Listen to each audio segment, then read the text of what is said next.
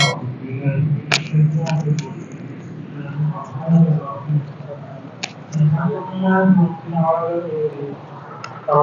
الرحيم مالك يوم الدين إياك نعبد وإياك نستعين صدق الله. سورہ فاتحہ کی تفسیر چل رہی تھی. ہر نماز میں پڑھی جاتی ہے، ہر نماز کی ہر رکعت. اس کی ترجمہ شروع سے. تمام تعریفیں اس اللہ کے لیے ہے جو تمام جہانوں کا پروردگار، الرحمن الرحیم، جو بے انتہا مہربان نہایت رحم والا ہے. اسی رحمت کی بنیاد پر اللہ رب العزت اپنے بندوں کو روزی پہنچاتا ہے اور دنیا کا نظام چلاتا ہے. اللہ کے اوپر کوئی زبردستی نہیں، کسی زبردستی کی وجہ سے دنیا کو چلا رہے ہیں، نہیں، مہربانی کی وجہ سے چلا رہے ہیں. اللہ تعالیٰ نے دنیا میں جس کو بھی پیدا کیا ہے اس کی روزی کا ذمہ آپ نے پڑ لیا ہے. قرآن کریم میں اللہ فرماتے وَمَا مِن دَابَّةٍ فِي الْأَرْضِ إِلَّا عَلَى اللَّهِ رِزْقُهَا. زمین پر رینگنے والے، چلنے والے، جو بھی صاحب جگر، جس کو اللہ نے جگر دیا ہے، دل دیا ہے. جگر یہ انسان کی کھانے کی خواہش کو پیدا کرتا ہے. تو جس کو بھی اللہ نے جگر دیا ہے اللہ تعالیٰ نے اس کی روزی کا ذمہ لیا.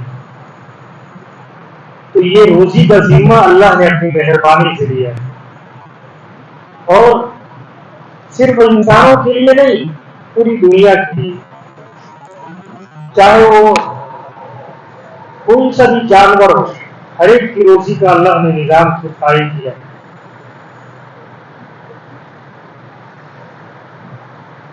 چونٹی کو اس کے مطابق اور ہاتھی کو اس کے مطابق. یہ نہیں کہ ہاتھی کو چونٹی کے مطابق دے گا. جو جانور کو اللہ نے جتنا خوراک دیا ہے اتنا وہ، آپ جنگل کے جانوروں کو دیکھیے، شیر ایک مثال کہ اگر وہ جنگل میں ہے تو اس کی باڈی جو ہوتی ہے بالکل کمپلیٹ ہوتی ہے، کھڈے وڈے نہیں ہوتے اس کے پیٹ پر، مضبوط ہوتا ہے. اور جیسے ہی پنجرے میں اس کو لے آتے ہیں ہمارے یہاں تو پھر کیا ہوتا ہے، بیچارہ کمزور ہو جاتا ہے. وہ انسانوں کی تابع ہو گیا، وہ انسانوں کے تابع ہے، اس لیے وہ کمزور ہے. اور جہاں خدا کے نظام کے ساتھ وہ چلتا تھا تو وہ بڑا مضبوط ہوتا تھا. یہ اللہ کا نظام ہے. لیکن مسئلہ یہ ہے کہ بہت سے لوگ یہ چاہتے ہیں کہ ہر قسم کے عیش و آرام اللہ تعالیٰ ہمیں دے. تو یہ اللہ نے اپنے ذمہ نہیں لیا ہے، وہ تو مقدر کی بات ہے. ہر آدمی چاہے میرے گھر کے سامنے مرسڈیز کھڑی ہو جائے، نہیں کھڑی ہوتی ہے. اللہ نے یہ ذمہ لیا نہیں ہے. اللہ نے صرف آپ کی روزی کا ذمہ لیا، آپ کے پیٹ کا ذمہ دار ہے. آپ کو کھلائے گا پلائے گا، اس کا ذمہ دار ہے. آپ کی خواہشات پورا کرنے کا ذمہ اللہ نے نہیں لیا ہے. اگر خواہشات پورا کرنے کا ذمہ اللہ نے لیا ہوتا تو بادشاہوں کی خواہشات بھی پوری نہیں ہوتی ہے، فقیر کی نہیں، بادشاہوں کی بھی خواہش پوری نہیں ہوتی ہے. پوری دنیا کا بادشاہ ہو جانے کے باوجود اس کے دل میں بہت ساری تمنائیں ہوتی ہیں کہ ابھی ایسا ہو جائے، ابھی کچھ اور جی لوں. دادا بن گیا ہے پھر بھی اس کو اور دادا بننے کی امید ہے کہ وہاں تک میں ذرا جی لوں. تو جینے کی تمنا اور دنیا کی چیزوں کی تمنا تھوڑی ختم ہوتی ہے. اسی لیے کہا جاتا ہے کہ خواہشات بادشاہوں کی بھی پوری نہیں ہوتی اور ضرورت اللہ تعالیٰ ایک فقیر کی بھی پوری کر دیتا ہے. تو اللہ نے اپنے ذمہ جو لیا ہے وہ صرف انسان کی ضرورت، تو وہ ضرورت کے تحت ہر انسان کی ضرورت کا ذمہ دار اللہ تعالیٰ ہے. اور بہت سے ایسے عجیب و غریب واقعات ہر انسان کے ساتھ جو سفر کرتا ہے اس کے ساتھ پیش آتے ہیں. بہت سے ایسے واقعات ہیں کہ انسان کو کوئی ایسا دکھتا نہیں ہے بظاہر کہ میرے کھانے پینے کا انتظام ہوگا، لیکن اللہ تعالیٰ اس کا انتظام کرتا ہے. ایک مرتبہ سفر میں کہیں جا رہا تھا، رمضان کا مہینہ تھا، مجھے سیفٹی کرنی تھی، میں گاڑی میں تھا، بس میں. تو اب کوئی ایسی چیز نہیں تھی جس کی وجہ سے میں کم سے کم سحری کر سکوں. پھر بھی میں نے ڈرائیور کو کہا مجھے سحری کا آج میرا روزہ ہے, میں نے اس کو گزرا کیا, مجھے آپ کہیں بھی کہیں چائے بھی ملتی ہو تو مجھے کھڑی رکھ. تو اس نے کہا یہاں کہیں چائے نہیں ملتی ہے, اور اتنے صبح 4 بجے کون کھولے گا. لیکن قدرت سے اس نے کہیں دیکھا, میں تو ناامید ہو گیا, میں کہ شاید ایسے ہی روزہ رکھنا پڑے گا. لیکن اچانک اس نے گاڑی کھڑی کی اور مجھے کہا مولانا وہ آ گیا آپ کا چائے پینا ہو گیا. تو اللہ تعالیٰ نے دیکھی کیا, میں تو اپنے پیسے سے پینا چاہتا ہوں, کوئی غیر مسلم تھا, اس نے چائے بھی پلائی, بسکٹ بھی پلائی, اور اس کے بعد میں نے کہا نماز پڑھنی ہے. تو اس نے بسلری پانی سے مجھے بسلری وہ لے کے آیا, بسلری پانی سے وضو کروایا اس نے, آپ نماز پڑھیے. تو جب اللہ تعالیٰ کسی چیز کا ارادہ کرتا ہے اور ہم ارادہ تھوڑا سا کر لیں تو اللہ تعالیٰ نظام قائم کرتا ہے, کسی بھی طریقے سے اللہ تعالیٰ انتظام کرتا ہے. اور ایسا ہر ایک شخص میں میری بات نہیں, ہر آدمی جو سفر کرتا ہے اس کے ساتھ کچھ نہ کچھ ایسے حالات پیش آتے رہتے ہیں. تو یہ اللہ تعالیٰ اپنی مہربانی سے کرتا ہے, اور آدمی کو ذہن اسی کی طرف جانا چاہیے. تو یہ کیوں کرتا ہے؟ الرحمن ہے, اس کے اندر رحم کی صفت ہے, رحم کا مادہ ہے. ایک ماں کو جتنا اپنے بچے پر مہربانی ہوتی, دنیا میں جتنی بھی ماں ہے کسی بھی جانور کی ہو, وہ اپنے بچے کے ساتھ مہربانی کرتی ہے. یہ اللہ تعالیٰ کی 100 رحمتوں کا تھوڑا سا حصہ ہے. اللہ تعالیٰ کی مہربانی تو بہت زیادہ ہے. اللہ تعالیٰ کسی کو بھی گمراہ کرنا نہیں چاہتا.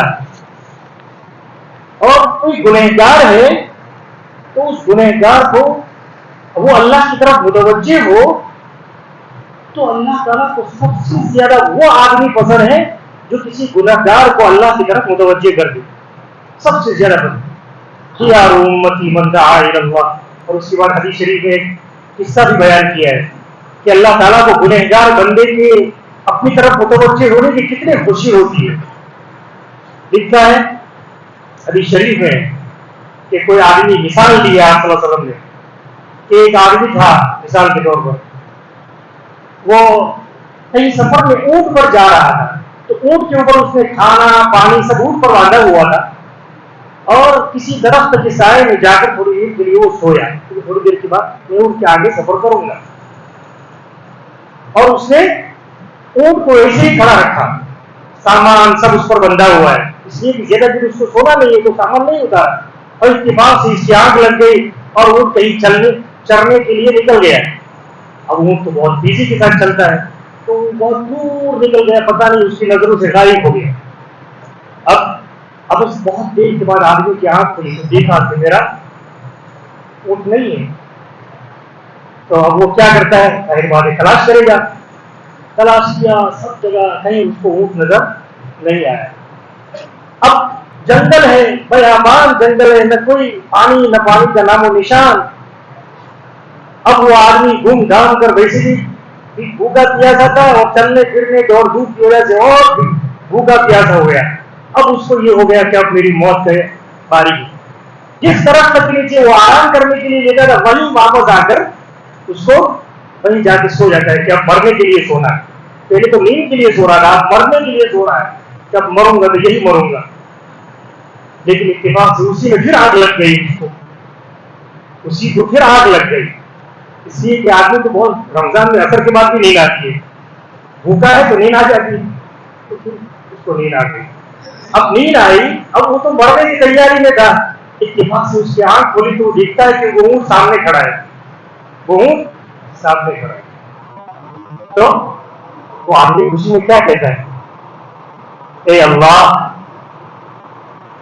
تو میرا بندہ اور میں تیرا پروردگار. الٹا بولتا ہے, کیا بولتا ہے, خوشی میں اس کو پتہ ہی نہیں کہ میں کیا بول رہا ہوں. کیا بولنا چاہیے, یا اللہ آپ میرے پروردگار میں تیرا بندہ.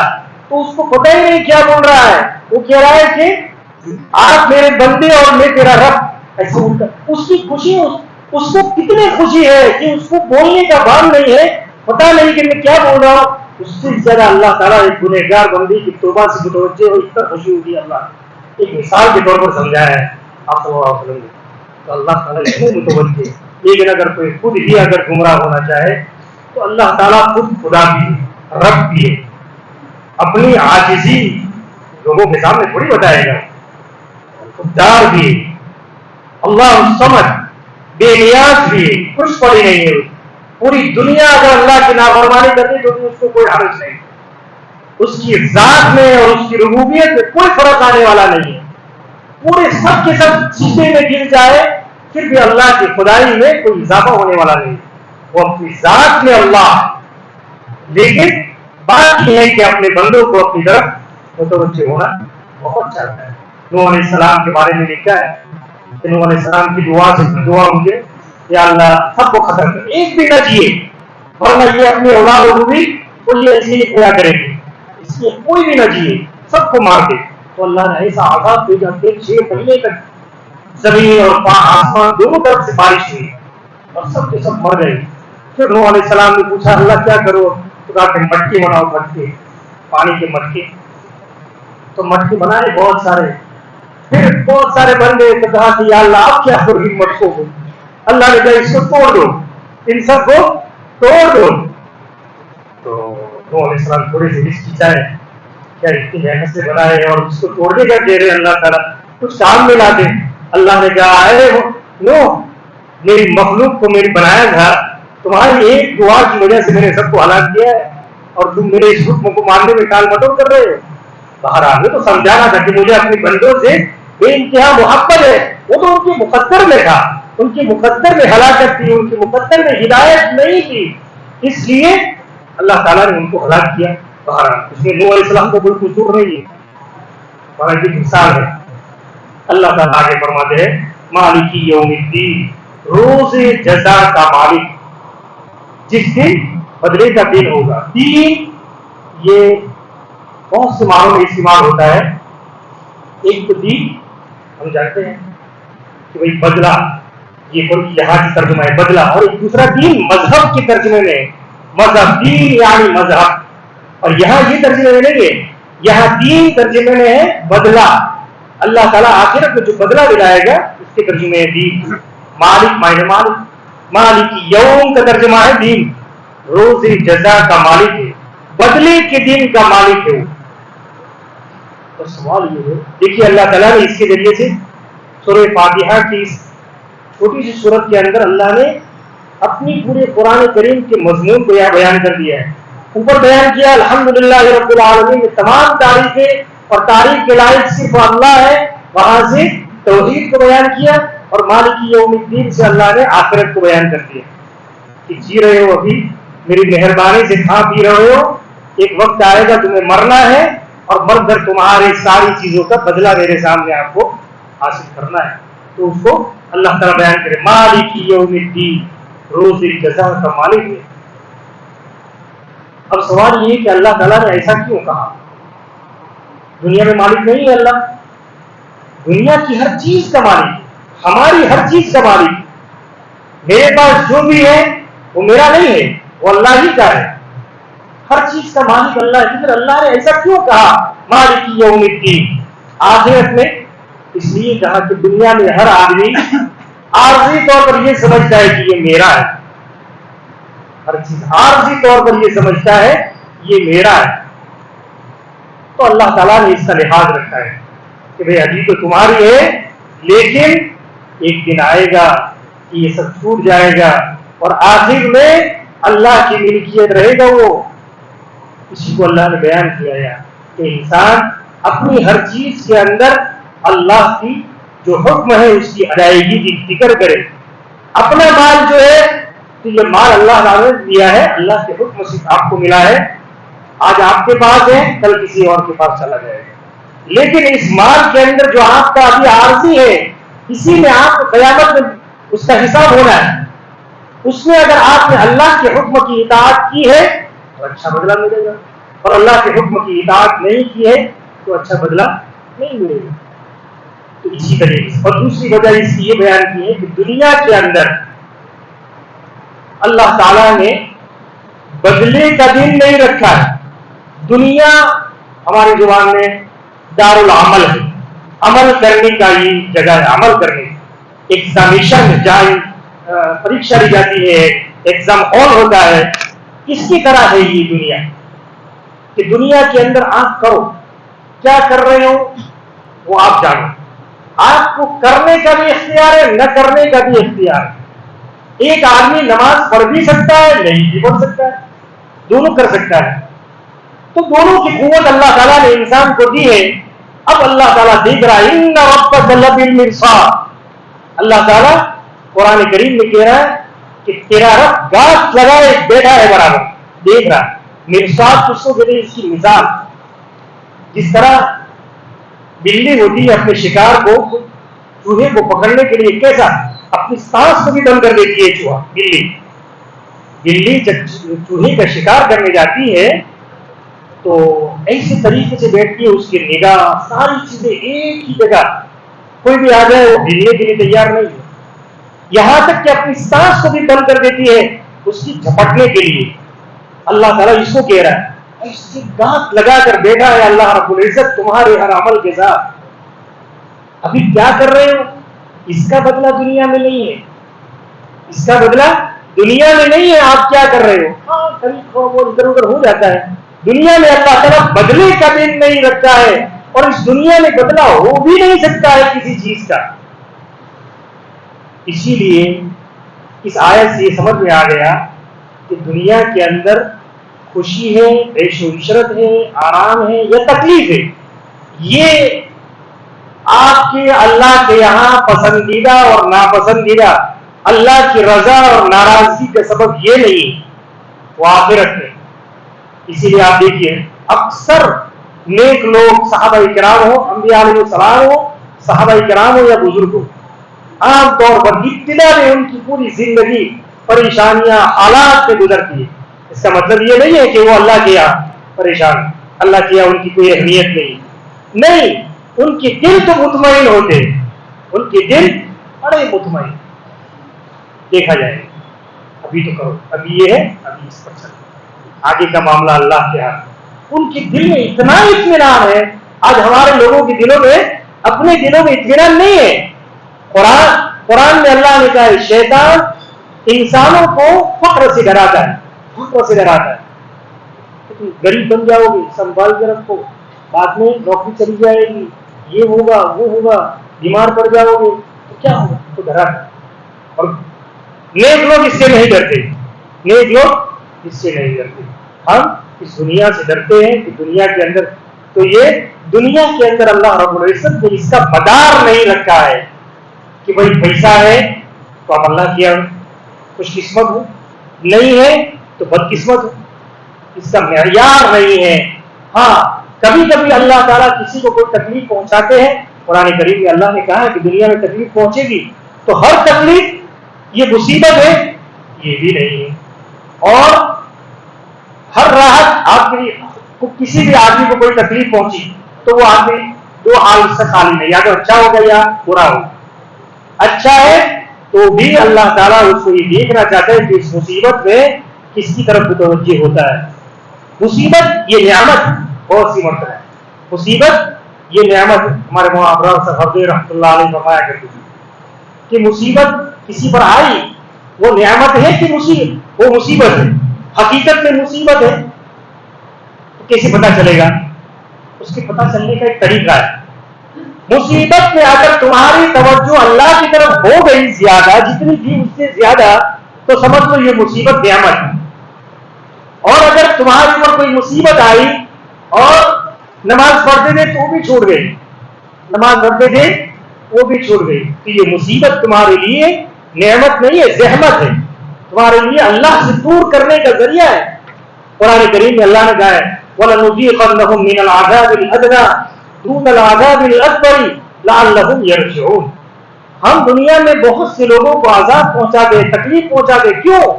لَعَلَّهُمْ يَرْجِعُونَ، شاید لوٹ آئے، شاید لوٹ آئے. اسی لیے فضائل اعمال میں بھی ہے کہ میں بعض لوگوں کے لیے طبیب ہوں اور بعض لوگوں کے لیے حبیب ہوں. کہ اگر وہ صحیح چل رہے ہیں کوئی بات نہیں ہے تو میں ان کا علاج کرتا ہوں اور اشارے میں ڈالتا ہوں، پھر کہتے یا اللہ تو آ جائے، اپنی طرف متوجہ کرتا ہوں. تو متوجہ کرنے کے لیے بہت سی مرتبہ. ہاں تو یہ بات ہے کہ دنیا کے اندر مصیبت یہ جزا نہیں ہے، کسی بھی عمل کا بدلہ نہیں ہے. ہم کیا سمجھتے ہیں؟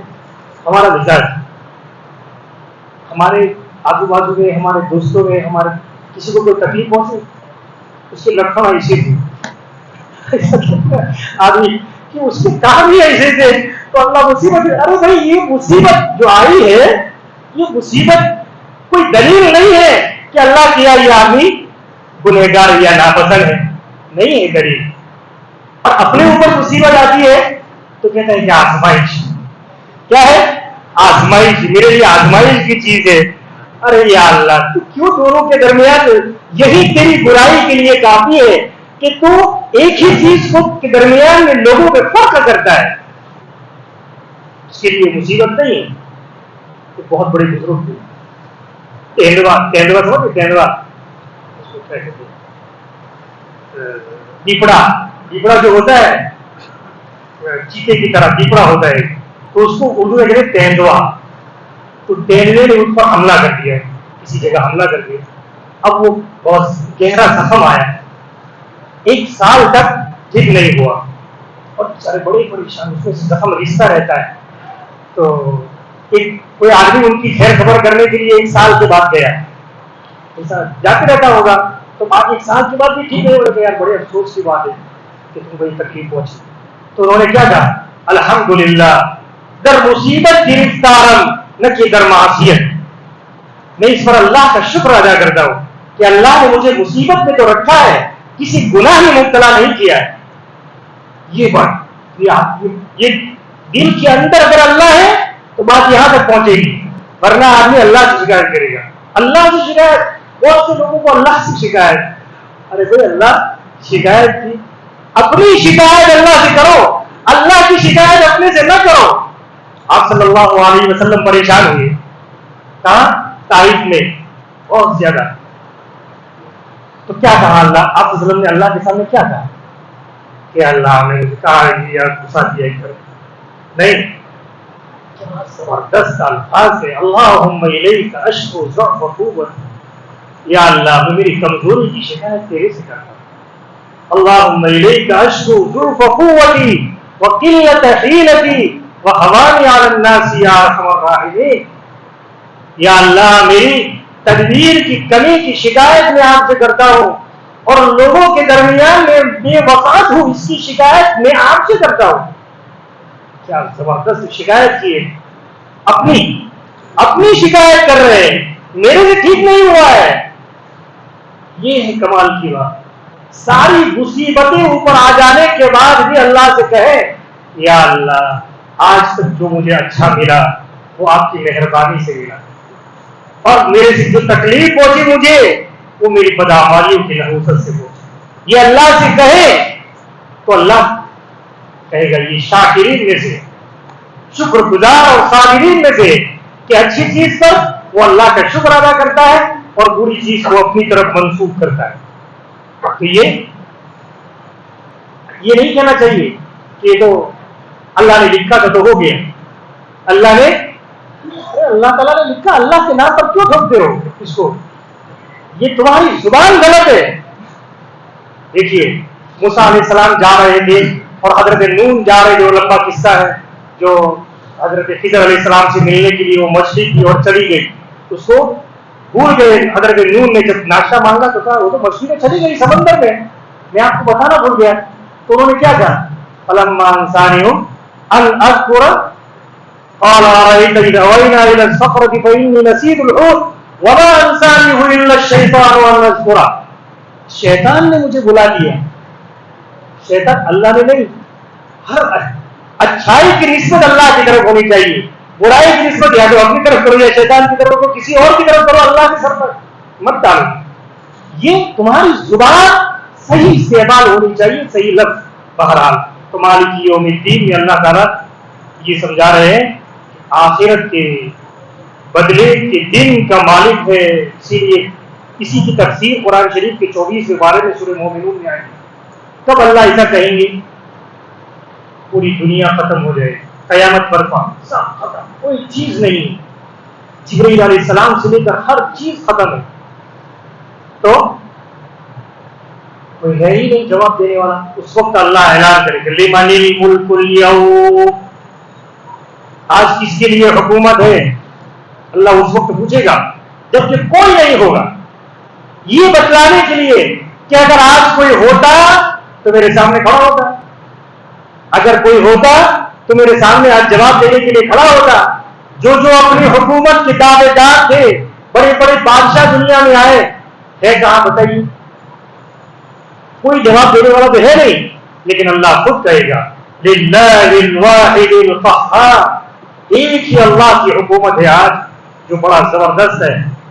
تو یہ اللہ تعالیٰ اپنی حکومت کو اس دن ظاہر کرے گا، اس دن بدلہ دے گا، اور ایسا بدلہ دے گا کہ انصاف والا ہوگا. اب بہت سے لوگوں کو اشکال، کسی آدمی نے 1 لاکھ لوگوں کو مار دیا، جیسے حجاج بن یوسف مثال کے طور پر. ایسے بہت سے دنیا میں آج بھی شیطان کھڑے ہیں ایسے جو لاکھوں اور کروڑوں لوگوں کے قاتل دنیا میں ہے، لیکن اپنے آپ کو ماننے کے لیے تیار نہیں ہے.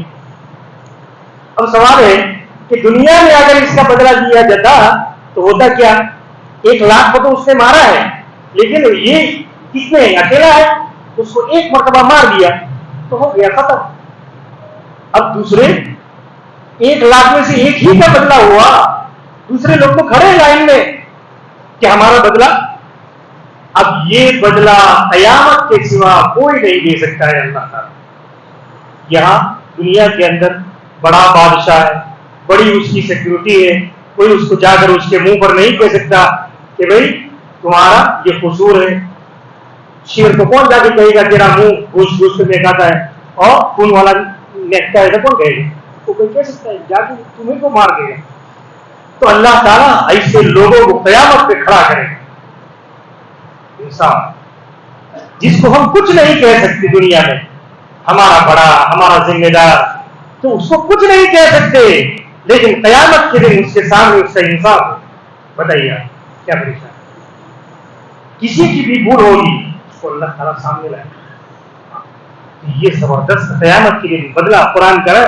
وَلَا يُوثِقُ وَثَاقَهُ أَحَدٌ وَلَا يُعَذِّبُ عَذَابَهُ أَحَدٌ. اللہ جیسی کوئی پکڑ کر نہیں سکتا ہے، اللہ جیسا عذاب کوئی دے نہیں سکتا ہے.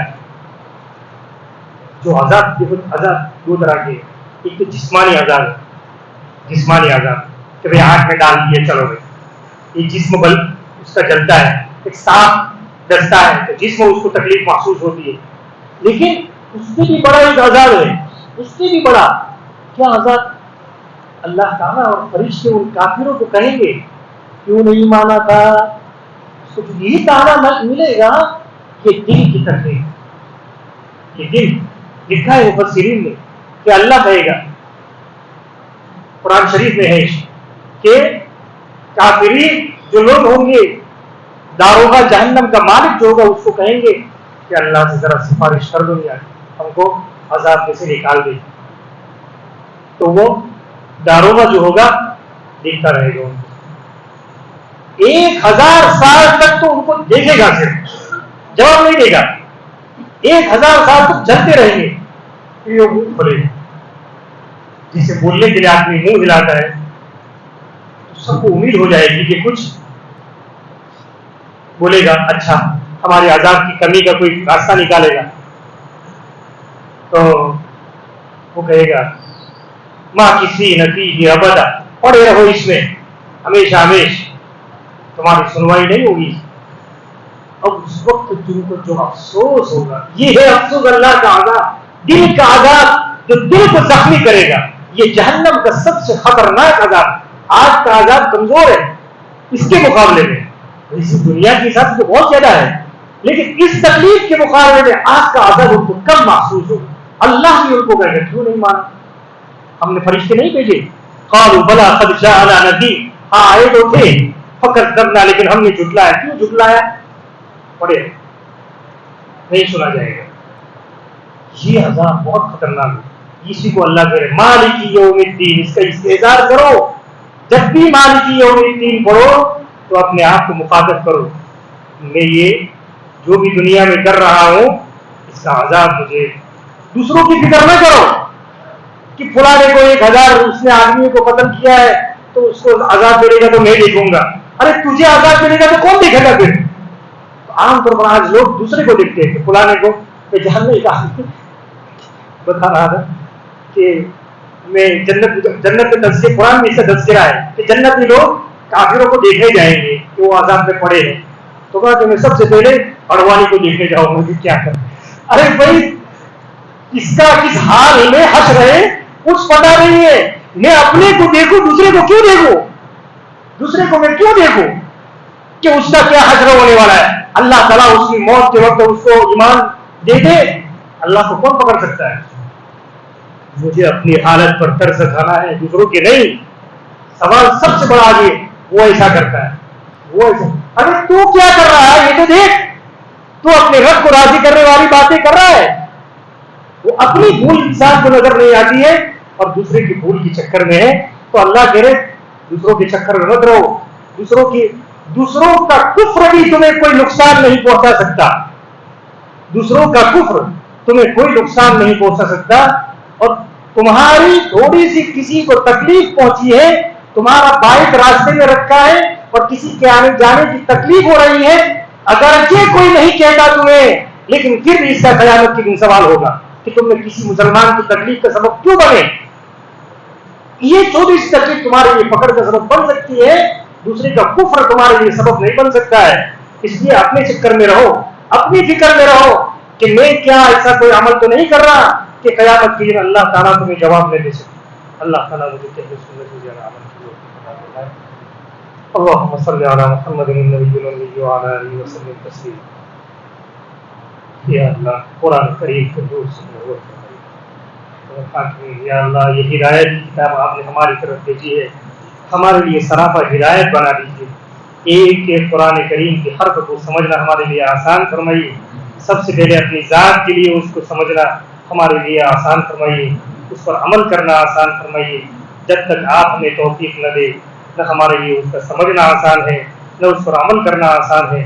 یا اللہ ہمارے لیے ایسا ماحول عطا فرمائیے کہ ہم آپ کی نافرمانی کر ہی نہ سکے.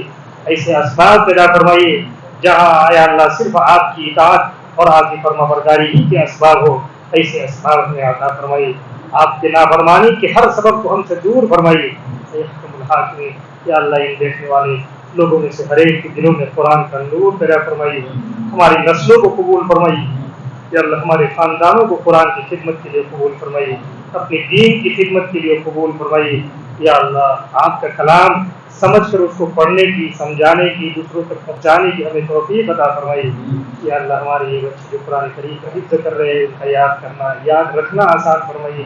یا اللہ ان کا یاد کرنا اور یاد رکھنا آسان فرمائیے، اس کو پڑھتے رہنا آسان فرمائیے.